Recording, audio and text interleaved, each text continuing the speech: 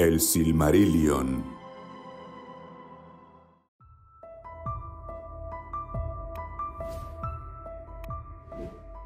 De la ruina de Doriath.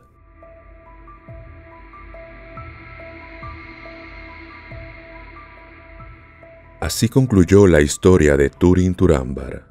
Sin embargo, Morgoth no dormía ni descansaba del mal, y aún tenía tratos con la casa de Hador, impulsado contra ellos por una malicia insaciable, aunque nunca perdía de vista a Húrin, y Morwen erraba enloquecida por las tierras salvajes. Desdichada era la suerte de Húrin, porque todo lo que sabía Morgoth de los resultados de su propia malicia, también lo sabía Húrin, pero las mentiras se confundían con la verdad, y todo lo bueno se ocultaba o se tergiversaba. Morgoth intentaba echar de cualquier modo una luz maligna sobre las cosas que Thingol y Melian habían hecho, porque los odiaba y los temía. Por lo tanto, cuando creyó que el momento era oportuno, dejó en libertad a Húrin, diciéndole que fuera donde quisiera, como si compadeciera a un enemigo por completo derrotado. Pero mentía, y solo deseaba que Húrin sintiera todavía más odio por elfos y hombres antes de morir.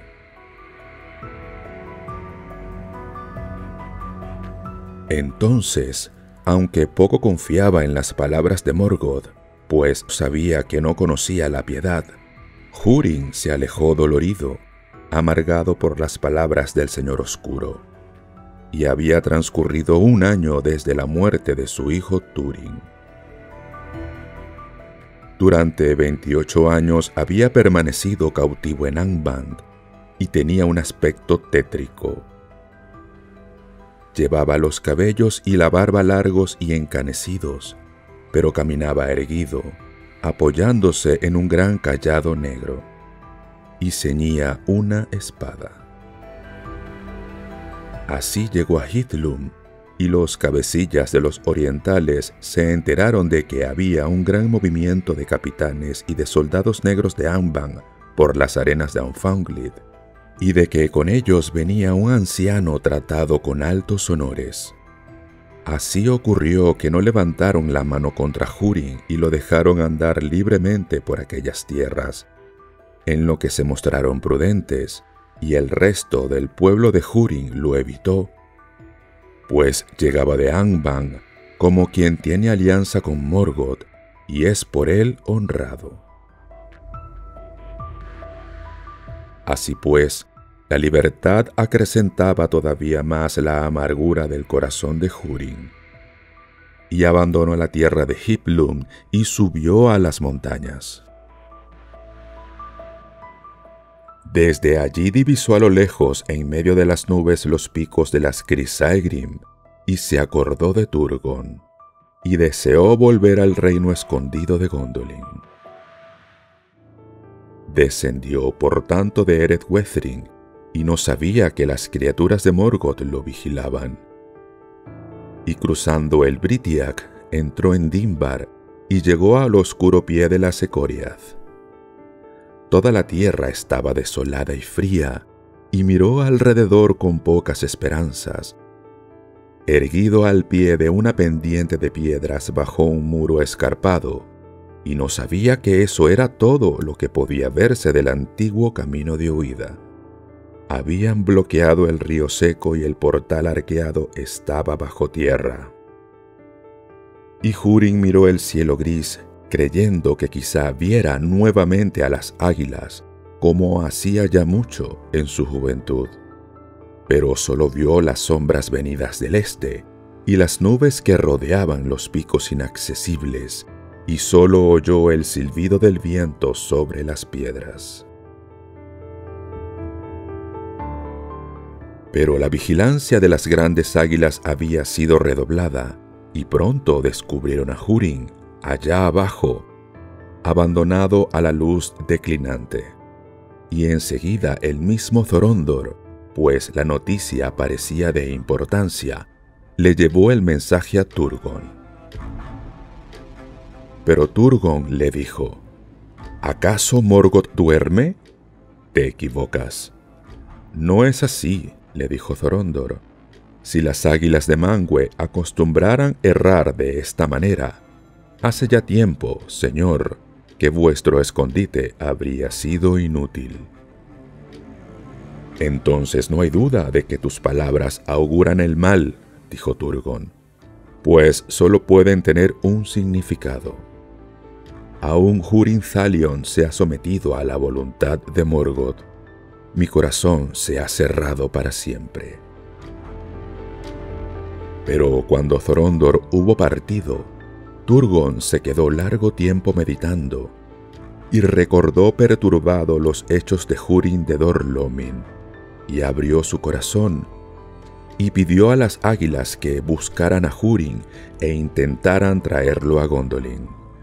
Pero era demasiado tarde y no lo vieron más ni a la luz ni a la sombra. Porque Húrin estaba entonces desesperado mirando los riscos silenciosos de la Secoriad, y el sol poniente horadó las nubes y le tiñó de rojo los cabellos blancos. Entonces gritó en el desierto, sin importarle que nadie lo escuchara, y maldijo la tierra implacable. Y de pie sobre una roca elevada miró por último hacia Gondolin y llamó en voz alta: «Turgon, Turgon, recuerda el marjal de Serek. Oh, Turgon, ¿no me oyes en tus estancias ocultas?» Pero no había otro sonido que el del viento en las hierbas secas. Así silbaban en Serek al ponerse el sol. Dijo. Y mientras hablaba el sol, se puso tras las montañas de la sombra, y una oscuridad cayó alrededor, y el viento cesó, y hubo silencio en el yermo.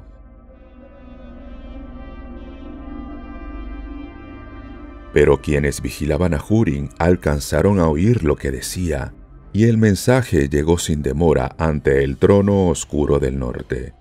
Y Morgoth sonrió, porque ahora sabía claramente en qué región moraba Turgon, aunque por causa de las águilas no había podido mandar ningún espía a que observara aquellas tierras, detrás de las montañas circundantes. Este fue el primer mal que la libertad de Húrin trajo al mundo.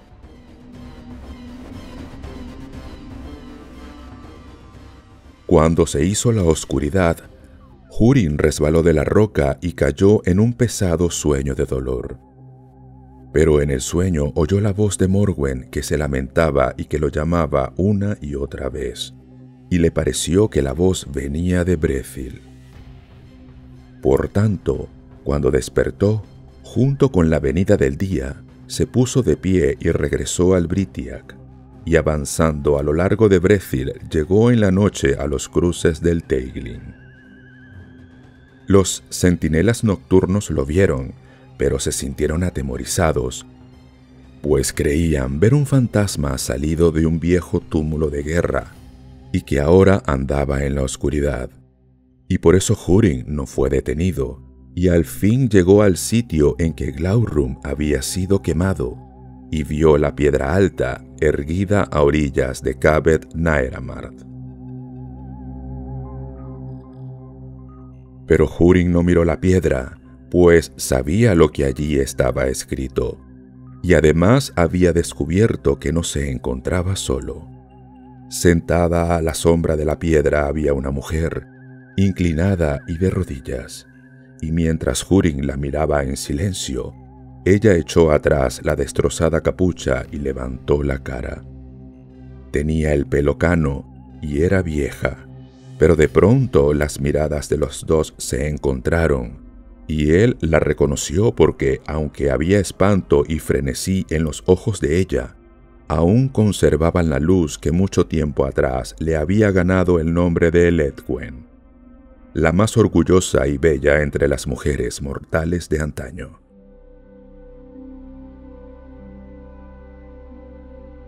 «Has venido por fin», dijo ella. He esperado demasiado.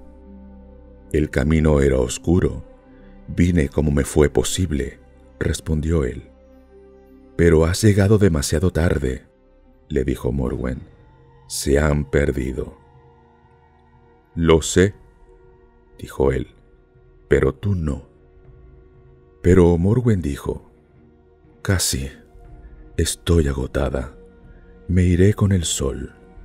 Queda poco tiempo ahora. Si lo sabes, dímelo. ¿Cómo llegó ella a encontrarlo? Pero Húrin no respondió, y se sentaron junto a la piedra y no volvieron a hablar. Y cuando el sol se puso, Morwen suspiró y le tomó la mano y se quedó quieta. Y Húrin supo que había muerto.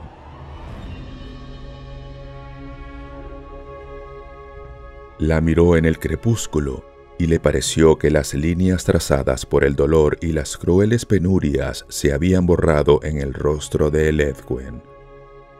Nunca fue vencida, dijo, y le cerró los ojos y permaneció sentado e inmóvil junto a ella mientras la noche continuaba avanzando.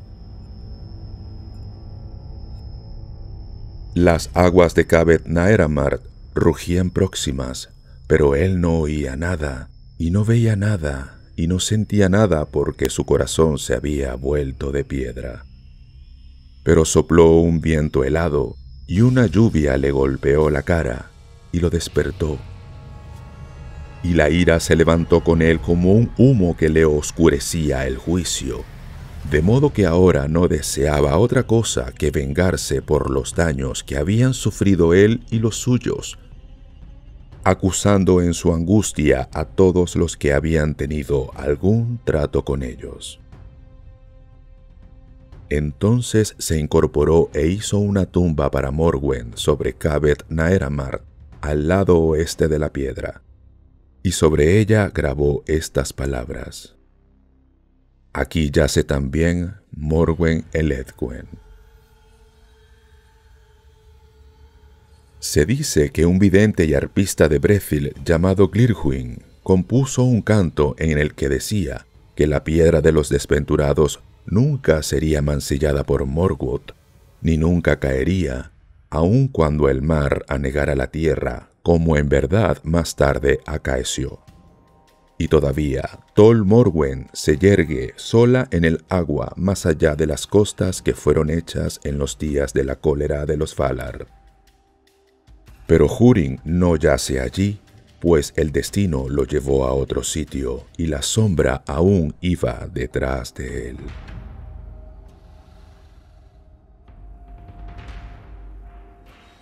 Ahora bien, Húrin cruzó el Teiglin y fue hacia el sur por el antiguo camino que conducía a Nargothrond. Y vio a lo lejos, hacia el este, la elevación solitaria de Amon-Rûdh, y supo lo que allí había sucedido. Por fin llegó a las orillas del Narok, y se aventuró a cruzar las aguas precipitadas pisando las piedras caídas del puente, como lo había hecho Mablung de Doriath antes que él, y se encontró ante las quebradas puertas de Felagund, apoyado en su vara. Es necesario contar aquí que después de la partida de Glaurung, Mim el enano mezquino había encontrado el camino a Nargothrond y se había deslizado dentro de los recintos en ruinas, y había tomado posesión de ellos, y estaba allí acariciando de continuo el oro y las gemas, pues nadie venía nunca a despojarlo, por miedo al espíritu de Glaurung y su solo recuerdo. Pero ahora alguien había venido y estaba en el umbral, y Mim salió y quiso saber qué propósitos lo traían.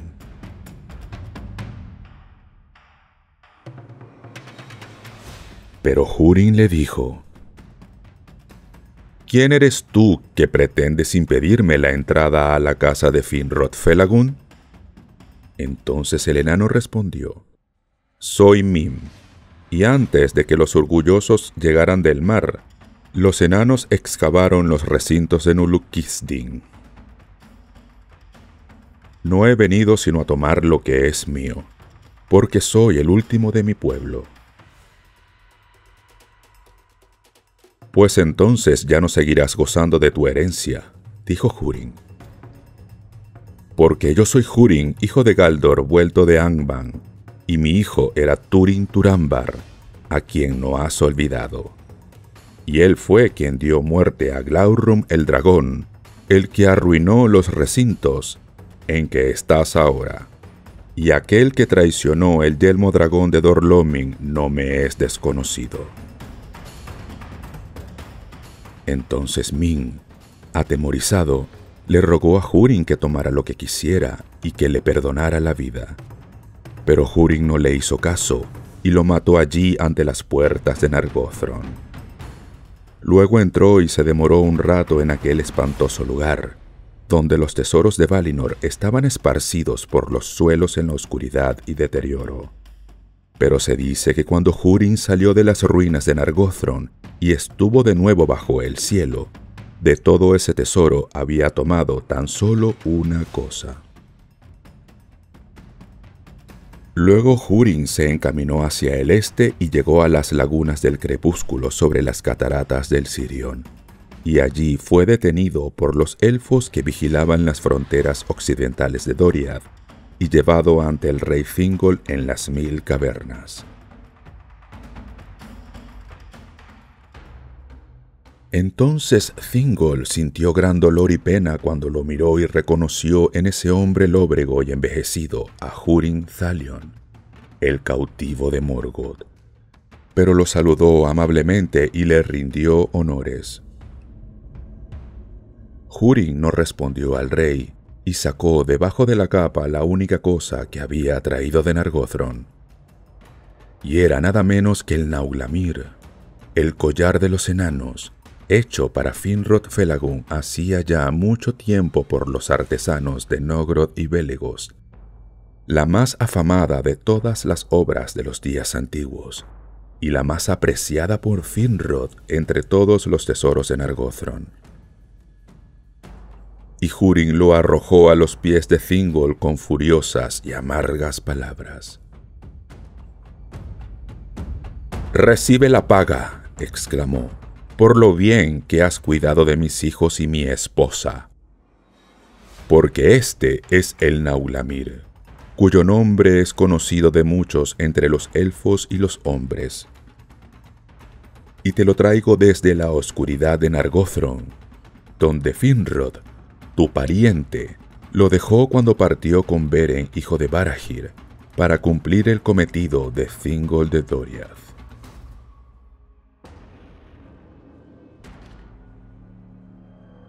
Entonces Thingol miró el gran tesoro y reconoció el Nauglamir, y comprendió enseguida las intenciones de Húrin. Pero movido por la compasión, se contuvo y soportó el desprecio de Húrin. Y por último Melian habló y dijo: «Húrin Thalion, Morgoth te ha embrujado, porque quien ve por los ojos de Morgoth, quiéralo o no, ve las cosas torcidas. Mucho tiempo tu hijo Turin fue cuidado en las estancias de Menegroth, y recibió amor y honores como hijo del rey. Y no fue por voluntad del rey ni por la mía que no volvió nunca a Doriath. Y después tu esposa y tu hija fueron albergadas aquí con honor y buena voluntad, e hicimos todo lo posible por apartarlas del camino a Nargothrond. Con la voz de Morgoth reprochas ahora a tus amigos». Y al escuchar estas palabras de Melian, Húrin se quedó inmóvil y miró largamente a la reina en los ojos. Y allí, en Menegroth, defendida todavía por la cintura de Melian de la oscuridad del enemigo, leyó la verdad de todo cuanto había sido hecho. Y conoció por fin la plenitud del daño que para él había concebido Morgoth Bauglir. Y no habló más del pasado, e inclinándose levantó el Nauglamir de donde estaba delante del trono de Thingol, y se lo entregó diciendo: «Recibid, «Señor, el collar de los enanos, sea este regalo de uno que no tiene nada y un recuerdo de Húrin de Dor Lómin. Porque ahora mi destino está cumplido, y también el propósito de Morgoth. Pero ya no soy esclavo de él». Entonces se volvió y abandonó las 1000 cavernas, y todos los que lo veían caían hacia atrás al verle la cara. Y nadie intentó impedir que partiese, ni nadie supo entonces a dónde iba. Pero se dice que Húrin ya no quiso seguir viviendo. Despojado de todo deseo y de todo propósito, se arrojó por fin al mar occidental. Y así terminó el más poderoso de los guerreros de los hombres mortales.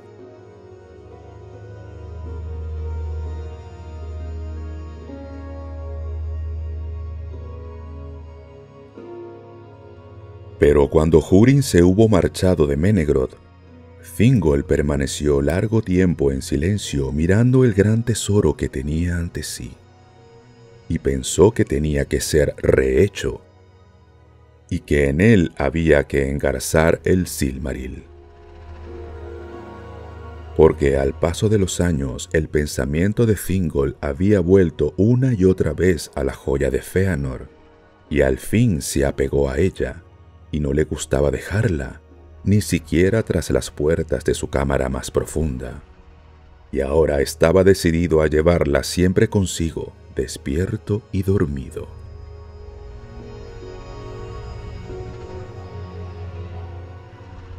En aquellos días, los enanos viajaban todavía a Beleriand desde las mansiones de Eret Lindom, y cruzando el Gelion en Sar Athrad, el vado de piedras, tomaban el viejo camino a Doriath.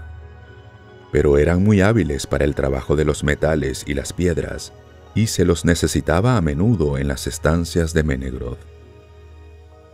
Pero ya no venían en grupos reducidos como antes, sino en grandes compañías bien armadas para protegerse en las peligrosas tierras que se extienden entre el Aros y el Gelion. Y en esas ocasiones se alojaban en Menegroth en cámaras y herrerías reservadas para ellos. Y precisamente en ese tiempo habían llegado a Doriath grandes artífices de Nogroth, y por tanto el rey los convocó y les dijo que deseaba, y que si no les faltaba habilidad tenían que rehacer el Nauglamir y engarzar el Silmaril. Entonces los enanos miraron la obra de sus padres, y contemplaron maravillados la joya refulgente de Fëanor, y sintieron un gran deseo de apoderarse de los 2 tesoros y llevarlos a las montañas. Pero disimularon estos pensamientos y aceptaron la tarea. Larga fue la tarea, y Thingol bajaba solo a las profundas herrerías y se sentaba entre ellos mientras trabajaban. Con el tiempo el deseo de Thingol quedó cumplido, y las obras más grandes de los elfos y los enanos se unieron y se hicieron una, y era de una extremada belleza, porque ahora las incontables joyas del Nauglamir reflejaban y expandían alrededor con maravillosos matices la luz del Silmaril. Entonces Thingol, solo entre ellos, hizo ademán de levantarlo y de ponérselo al cuello. Pero en ese momento los enanos lo retuvieron y exigieron que se los cediera, preguntando: ¿con qué derecho reclama el rey elfo el Nauglamir hecho por nuestros padres para Finrod Felagund, que ya ha muerto? Solo lo tiene de manos de Húrin, el hombre de Dor Lómin, que lo tomó como un ladrón de la oscuridad de Nargothrond. Pero Thingol leyó en los corazones de los enanos y vio que el deseo del Silmaril no era sino un pretexto y un manto bordado que ocultaba otras intenciones. E iracundo y orgulloso, no hizo caso del peligro en que se encontraba, y les habló con desprecio diciendo: ¿cómo os atrevéis, torpe raza a exigir nada de mí, Elu Thingol, señor de Beleriand, cuya vida empezó junto a las aguas de Cuivienen incontables años antes de que despertaran los padres del pueblo reducido, e irguiéndose alto y orgulloso entre ellos, les ordenó con palabras humillantes que abandonaran Doriath sin que fueran recompensados.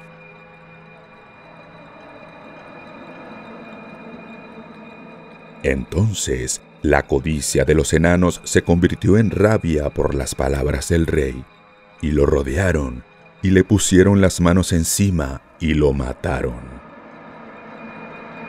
De este modo, Elwë-Singolo, el rey de Doriath, el único de los hijos de Ilúvatar que desposara a una de las Ainur, y el único de los elfos abandonados que había visto la luz de los árboles de Valinor, murió en las profundidades de Menegroth, con una última mirada posada en el Silmaril.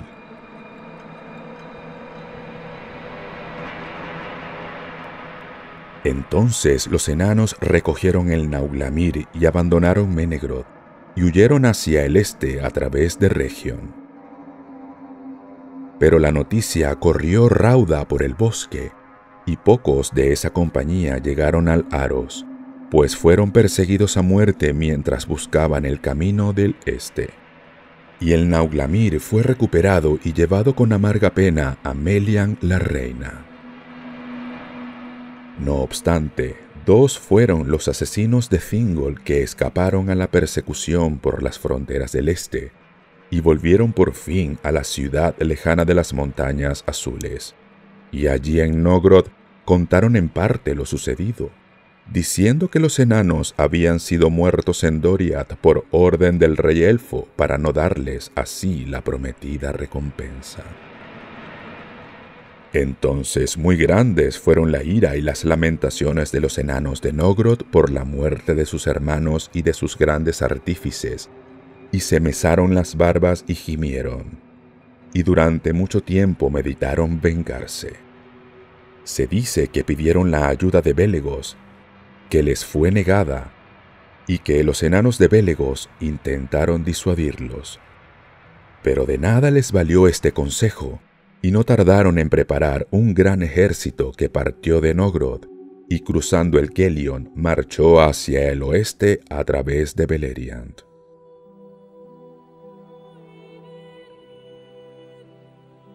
Una gran pesadumbre había descendido sobre Doriath.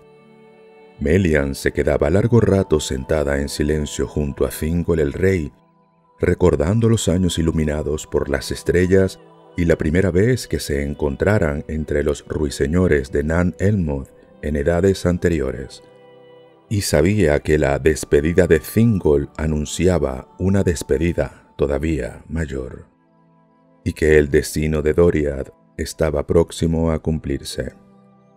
Porque Melian era de la raza divina de los Valar, una Maya de gran poder y sabiduría.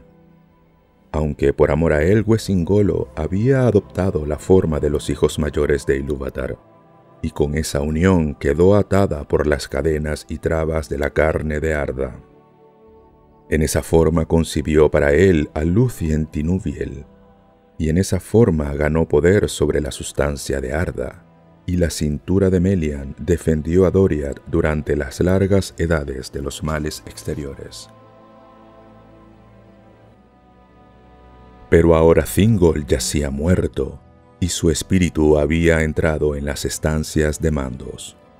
Y esta muerte había traído un cambio también a Melian.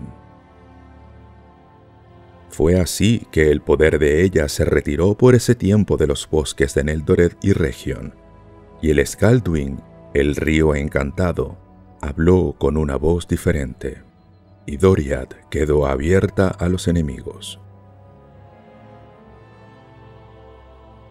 En adelante Melian habló solo con Mablung, pidiéndole que cuidara del Silmaril y transmitiera sin demora la nueva a Beren y a Lúthien en Osiriand. Y desapareció de la Tierra Media y pasó a la tierra de los Valar, más allá del mar occidental, para llorar su dolor en los jardines de Lórien, de donde había venido, y en esta historia nada más se dice de ella. Así fue que el ejército de los Naugrin, cruzando el Aros, penetró sin ser estorbado en los bosques de Doriath, y nadie les opuso resistencia, pues eran muchos y feroces. Y los capitanes de los elfos grises titubearon y se desesperaron, y fueron de aquí para allá sin objeto alguno. Pero los enanos siguieron adelante, y cruzaron el gran puente y penetraron en Menegroth. Y allí ocurrió uno de los hechos más dolorosos de los días antiguos, porque se libró una batalla en las 1000 cavernas, y muchos enanos y elfos murieron, y esto no se olvidó. Pero vencieron los enanos, que saquearon y vaciaron las estancias de Thingol. Allí cayó Mablung, el de la mano pesada, ante las puertas del tesoro donde estaba el Nauglamir, y el Silmaril fue tomado.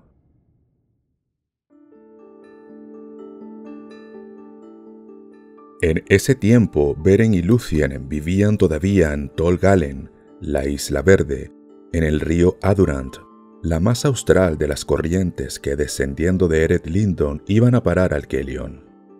Y su hijo Dior Elukil tenía por esposa a Nimlod, pariente de Celeborn, príncipe de Doriath, que estaba desposado con la dama Galadriel. Los hijos de Dior y Nimlod fueron Elured y Elurin, y también tuvieron una hija y se llamaba Elwyn, que significa rocío de estrellas, porque nació en una noche poblada de estrellas y su luz resplandecía en el rocío de la cascada de Lanthir Lamad junto a la casa de su padre. Ahora bien, pronto se supo entre los elfos de Osirian que una gran hueste de enanos con pertrechos de guerra había descendido de las montañas y había cruzado el Gelion por el vado de piedras. Estas nuevas no tardaron en llegar a Beren y Lúthien, y en ese tiempo arribó también un mensajero de Doriath que les contó todo lo que allí había ocurrido. Entonces Beren se puso de pie y abandonó Tol Galen, y llamó a Dior, su hijo, y se encaminaron al norte hacia el río Ascar, y junto con ellos fueron muchos elfos verdes de Osirian. Así ocurrió que cuando los enanos de Nogrod, que volvían de Menegroth con huestes disminuidas, llegaron nuevamente a Sart Athrath y fueron atacados por enemigos invisibles, porque mientras subían por las orillas del Gelion cargados del botín de Doriath, las trompetas de los elfos resonaron de pronto en los bosques de alrededor y de todos lados llovieron lanzas sobre los enanos. Allí muchos de ellos murieron en el primer ataque, pero algunos consiguieron escapar y se mantuvieron unidos, y huyeron hacia el este a las montañas. Y mientras escalaban las pendientes del monte Dolmed, los pastores de árboles cayeron sobre los enanos y los expulsaron hasta los bosques sombríos de Ered Lindon. Desde allí, según se dice, ninguno volvió a escalar los altos pasos que conducían a las cavernas.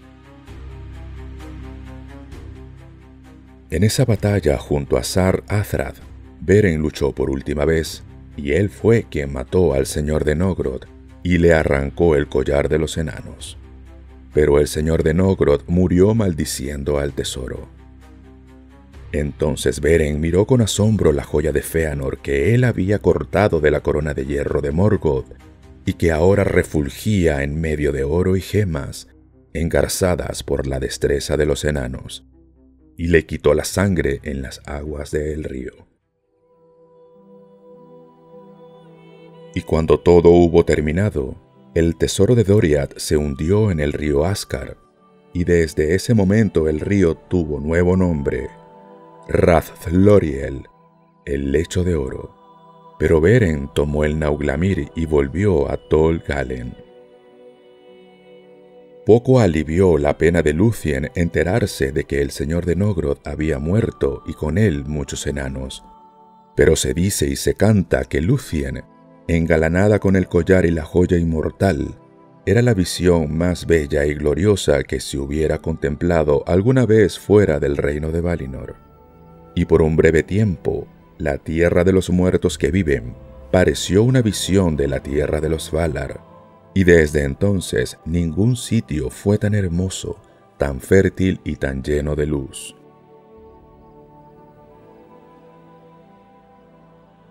Ahora bien, Dior, el heredero de Thingol, se despidió de Beren y de Lúthien, y abandonando Lanthir Lamad con su esposa Nimlod, fue a Menegroth e hizo allí su morada. Y con ellos fueron sus jóvenes hijos, Elured y Elurin, y su hija Elwyn. Entonces los Sindar los recibieron con alegría, y salieron de la oscuridad de su pena por el rey y pariente caído y por la partida de Melian, y Bior Elukil se propuso devolver la gloria al reino de Doriath.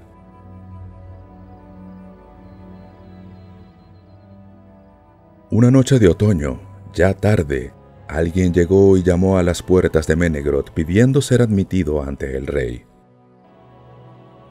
Era un señor de los elfos verdes que venía apresurado de Osirian, y los guardianes lo condujeron a la cámara donde Dior se encontraba solo, y allí, en silencio, el elfo le dio al rey un cofre y se despidió.